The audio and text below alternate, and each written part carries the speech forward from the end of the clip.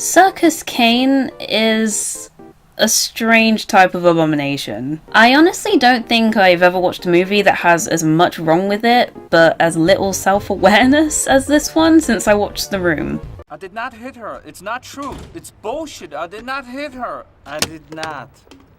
Oh, hi, Mark. However, Circus Kane doesn't seem as though it's as atrocious as it is because the director is an incompetent, slightly insane god like Tommy Wiseau.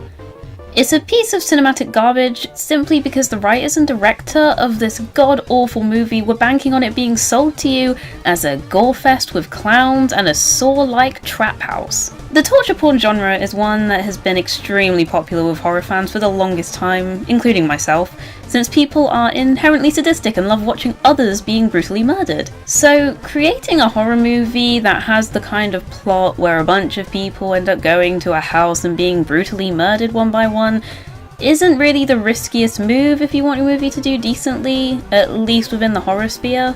But Circus Kane goes one step beyond with its marketing by being just damn fraudulent. The cover of this film is one that may look slightly familiar to you, if not a tad suspicious. If you're a Stephen King fan at all, you're probably noticing something about it.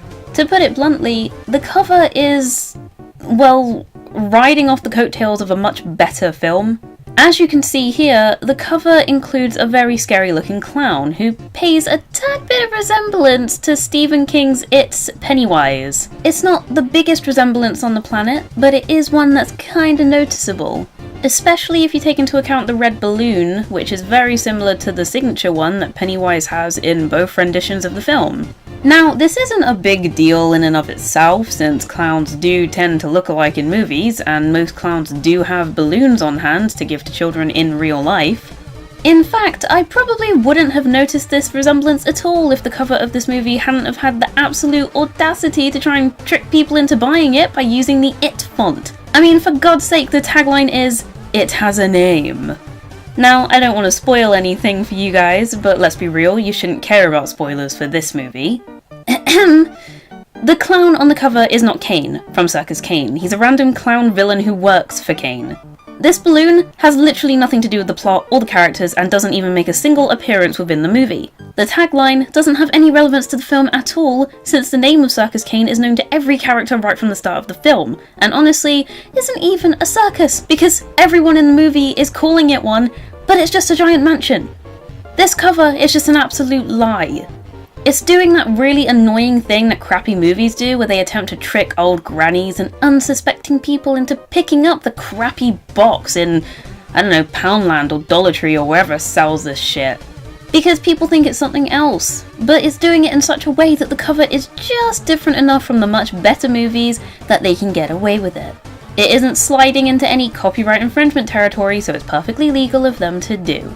It's depressing. I only own this film because my brother got it for me for my birthday because he knows that I adore terrible horror movies, and he kind of assumed that this one was going to be bad, and oh boy, was he right. It's the movie that inspired me to start a channel talking about bad horror movies, and just bad movies in general, I guess. Me and him both sat down and watched it together, and well, there was a lot of alcohol involved, and by the end we both wanted to end our lives. Circus Kane is simply a cheap mockery of everything that makes horror even remotely good. I'm well aware that the horror genre isn't one that's respected very much by movie critics or even audiences, and that's kind of been the case for quite a while. I mean, back in the 1940s and 50s, B-rated horror movies were a part of a kind of package deal at the cinema. You could go see the new summer blockbuster as well as a less popular movie beforehand for a small price, mainly because the movie industry was growing with fear of television taking over as the dominant medium, which it kinda did, and they wanted to entice customers to visit the movies more. Horror movies and sci-fi movies were almost always the B-movies shown before the summer blockbuster to get you ready for the summer blockbuster.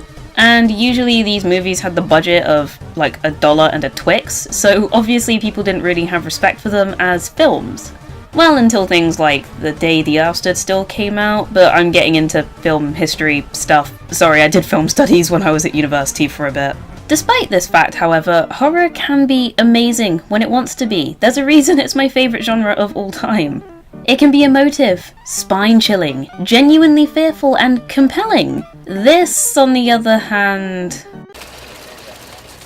A monster. A capitalist. Just ahead of the curve.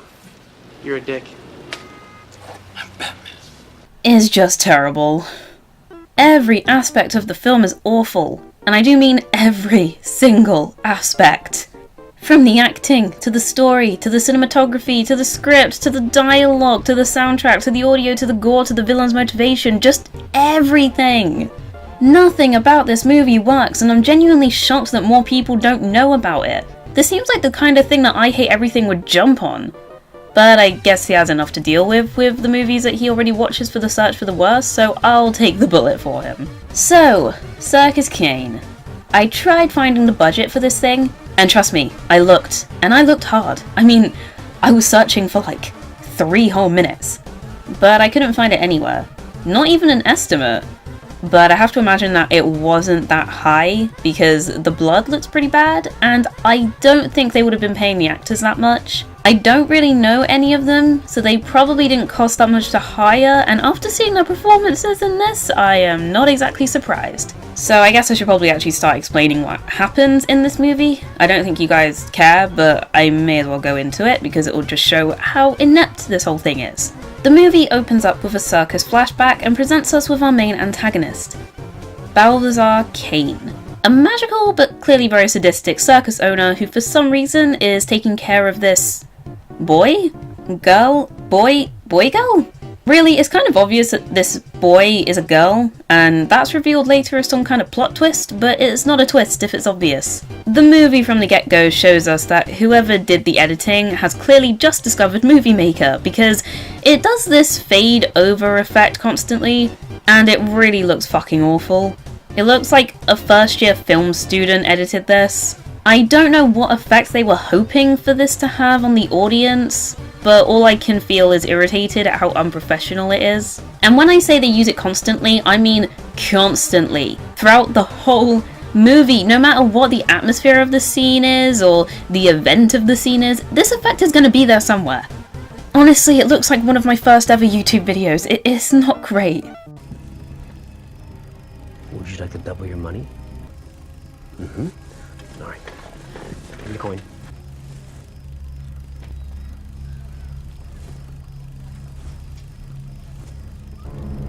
Whoa.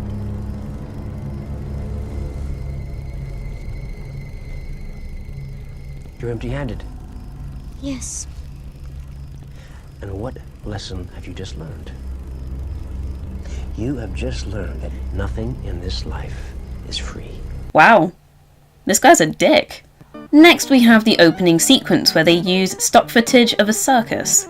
This is actually kind of a pet peeve of mine. When movies use stock footage, it can be used well and make the film's introduction have more meaning and weight to it, but this is kind of the wrong way to use it. The editing makes it obvious that the stock footage is just shoved in because it was easy to acquire and it has a circus involved in it, and it just makes the movie look cheaply made. It has nothing to do with the actual plot of the movie as well, since none of the film actually takes place in a real circus, and about maybe 4% of the film is shot in a circus tent, and that's it.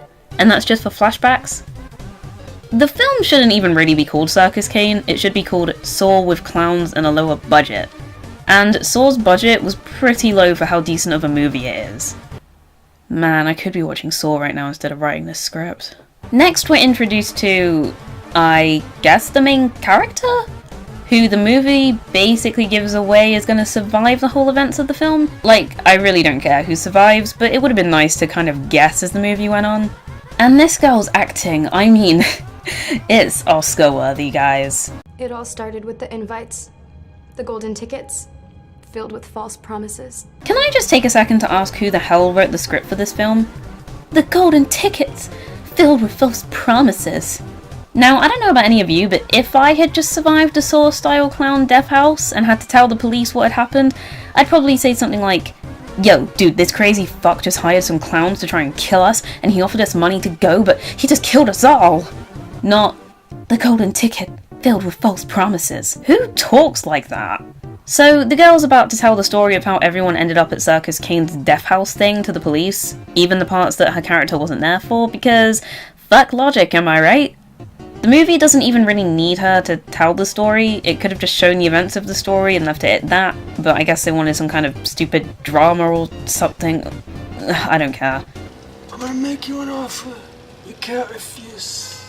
Now, this character, this man, his quirk is that he quotes movies all the time because he's a major movie nerd.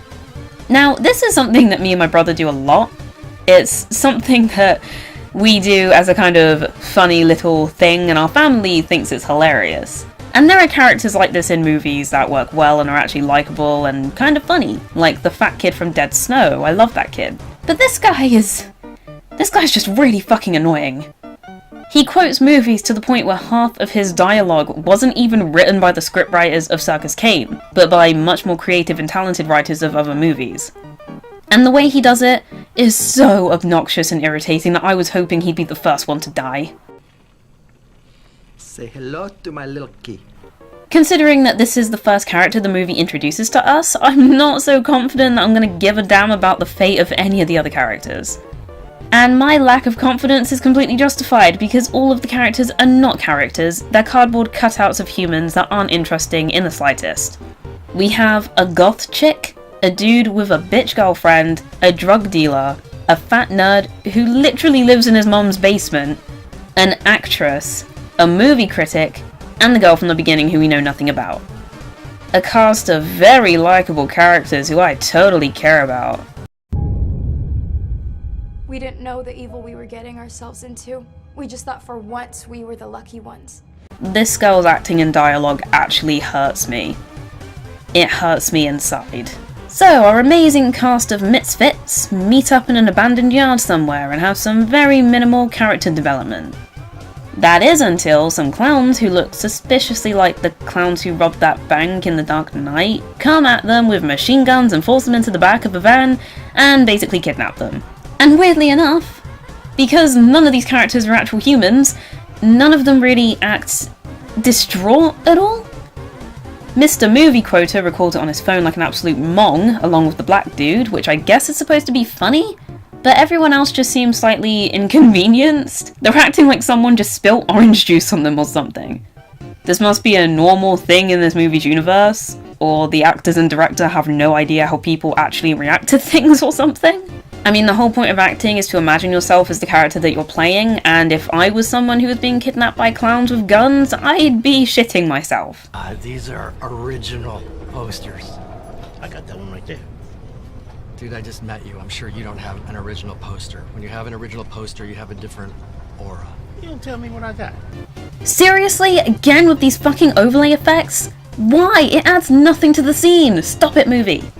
So the annoying characters get knocked out by some kind of gas, despite them not needing to be, since they can't see where they're going, and they aren't really doing any harm by simply talking to each other in the back of the van, and they don't seem too bothered about being kidnapped anyway. But whatever. They arrive at Circus Kane's saw house, which looks like a regular house with some balloons and shit attached to it. Very scary. Why are the close-ups of the mansion so low res compared to the wide shots? You know that you can get cameras that keep the resolution high when you zoom, right? Most movies use these cameras. Didn't realize I was watching The Walking Dead. This was totally worth being drugged or gassed or whatever he did to us. So because you're at a creepy mansion, that was worth being drugged and gassed? Man, these characters are unrelatable.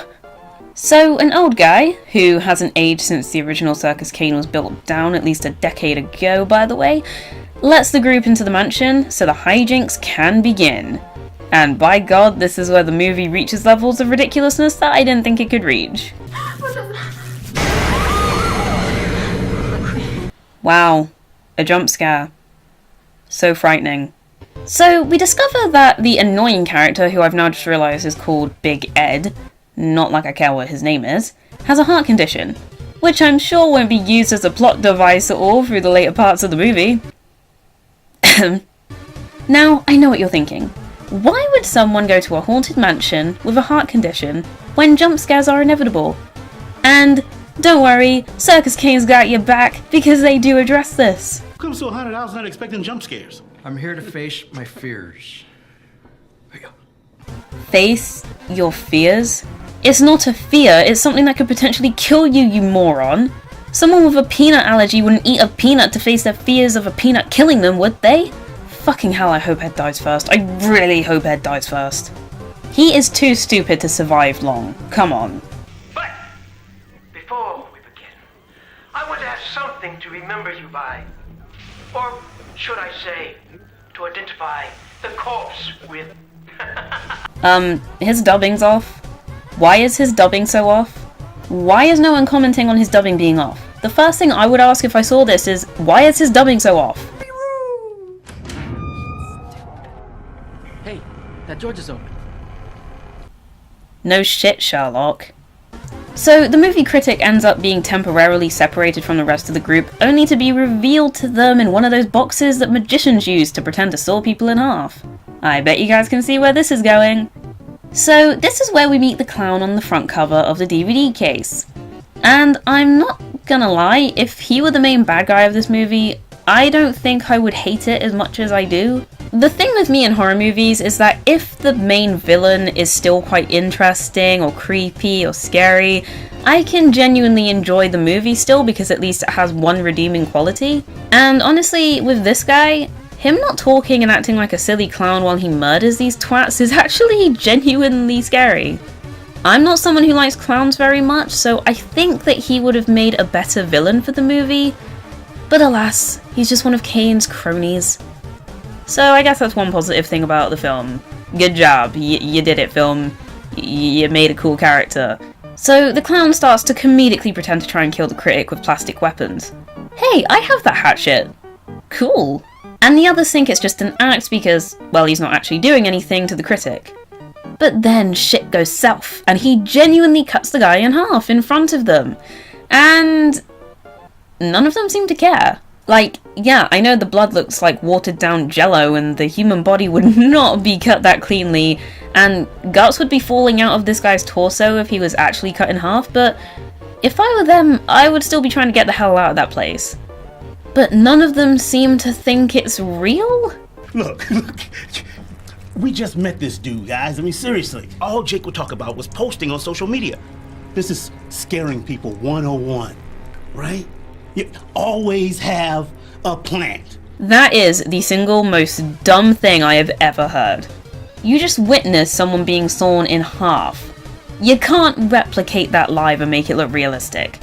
And I know, it doesn't look realistic to us, but to them in this movie's universe, it clearly was realistic because it actually happened. How would Kane pull that off? Seriously, these lot are stupid. So the Scooby Gang continue their adventure one man down, and it seems as though we found the reason behind Kane's video being badly dubbed. Mr. Irritating Ed figured it out. It's looped. It's a different voice playing over an old Circus Kane commercial from the 90s. How could you possibly know that? Dude, I play these commercials all the time in my shop. Big Ed's Border Heaven on 3rd and Main. If you know the Kane commercial off by heart like that, then why did you not notice this earlier when it was on a bigger screen in HD and not on someone's phone? It turns out that the reason it's dubbed badly is because the last line of the original video and the new dubbing are the same. Let the darkness guide you, which allows for the team to figure out to turn the lights off to progress to the next room. I don't know how a group of people this stupid could have figured that out, but hey ho. The next puzzle revolves around them looking for a key with an apple, which leads to the most migraine-inducing piece of dialogue I have ever heard in a motion picture. Does anybody have a knife? Actually, I got one. Wouldn't have expected Marky Mark to be a Boy Scout. Oh, it's because I'm wicked smart, Big Ed. Wicked fucking smart. Next, they try to figure out where the key goes. Now, audience members, I'm just going to ask you a question. If you had a riddle to open a door from a head within a cage, and it mentioned that you needed a key to set it free so that you could leave the room, when you found that key, would you A, try and open the door to the cage to let the head out, or B, try and open the door to the room? I'll give you a few seconds to think about it.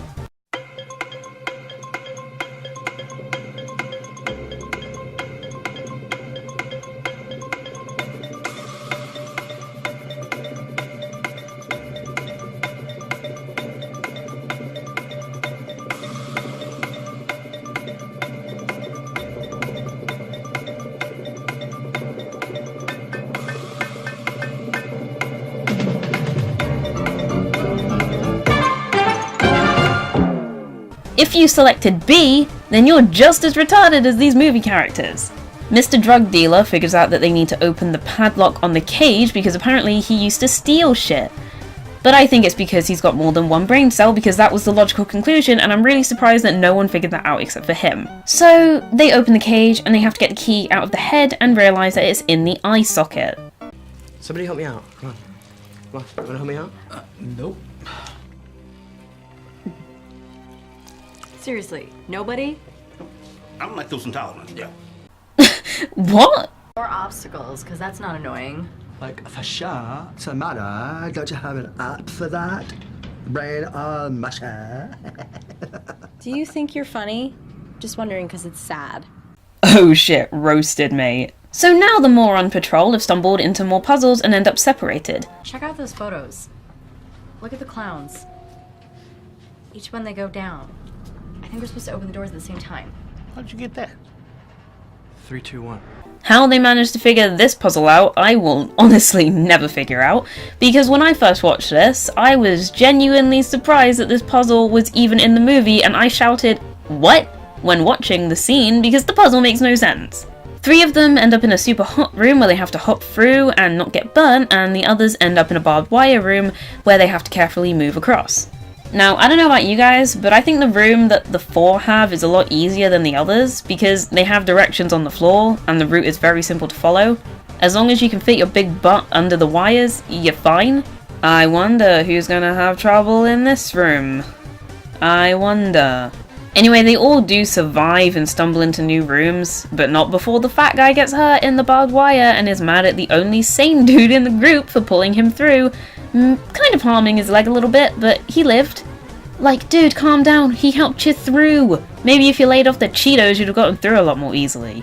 So Big Ed and these two try and solve a puzzle relating to a Jack-in-the-Box, and despite knowing what a Jack-in-the-Box does, create a jump scare, and Ed knows that jump scares are something he cannot handle because he has a heart condition. He has a heart attack because of the shock, and...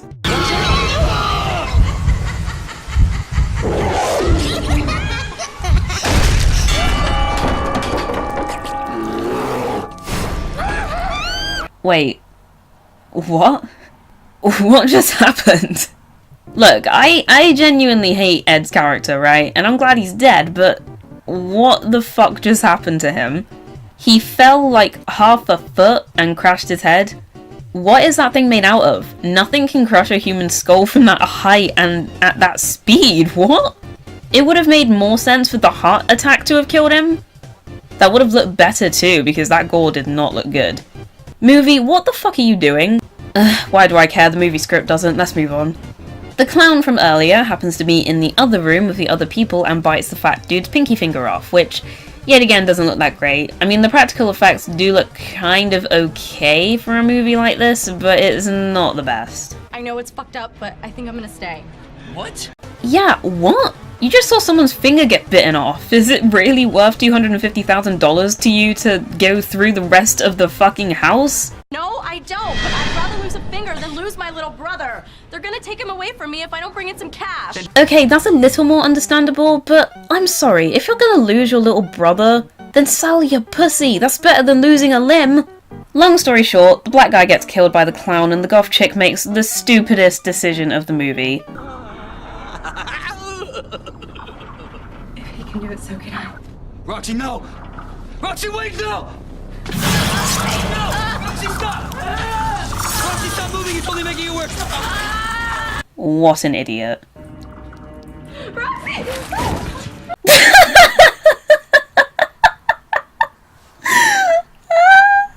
Jesus Christ, epilepsy warning please. So, we learn what happened the night that Circus Kane burnt down, or something.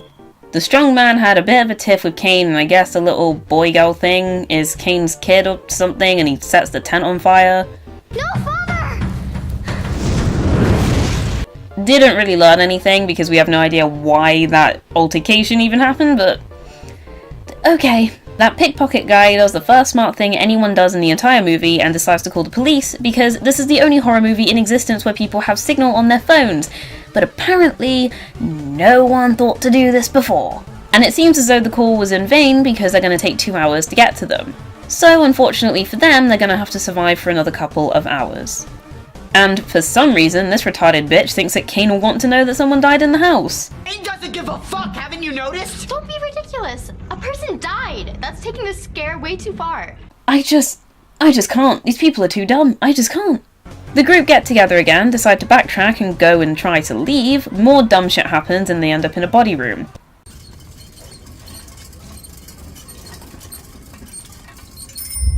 I was kind of hoping Jigsaw would be on that bicycle. He might be able to save this movie. Nice shirt guy gets killed and the actress girl gets strangled. I think she gets strangled. But there's blood coming from her neck, so maybe he cut her neck open? But her neck and her head are still attached to her body, and I don't know how she died. Most of these deaths either could have been completely avoided or they make no sense. I just don't get this film. I can't be terrified of a film where if I was in these people's situation, I know that I would have survived because I'm not as retarded as them.